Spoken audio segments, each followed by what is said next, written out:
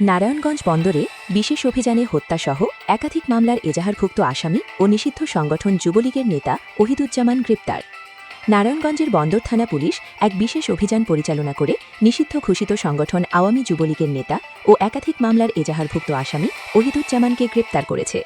বৈষম্য বিরোধী ছাত্র জনতার আন্দোলনের সময় মদনপুর এলাকায় সাধারণ শিক্ষার্থী ও বিক্ষোভকারীদের ওপর হামলার নেতৃত্ব দেওয়ার সুনির্দিষ্ট অভিযোগে তাকে গ্রেপ্তার করা হয়।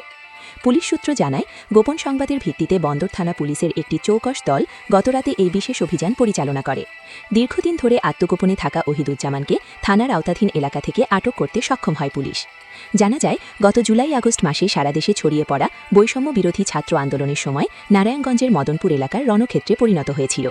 সেই সময় শান্তিপূর্ণভাবে আন্দোলনরত ছাত্র জনতার ওপর সশস্ত্র হামলার ঘটনা ঘটে। অভিযোগ রয়েছে, যুবলীগ নেতা ওহিদুজ্জামান সেই হামলার অন্যতম মূল হোতা ছিলেন।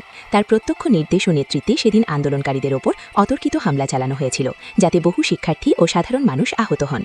বন্দর থানার ভারপ্রাপ্ত কর্মকর্তা ওসি গ্রেপ্তারের বিষয়টি নিশ্চিত করে জানান, আসামি ওহিদুজ্জামানের বিরুদ্ধে ছাত্র জনতার ওপর হামলার ঘটনায় সুনির্দিষ্ট অভিযোগ রয়েছে এবং একাধিক মামলার এজাহারভুক্ত আসামি।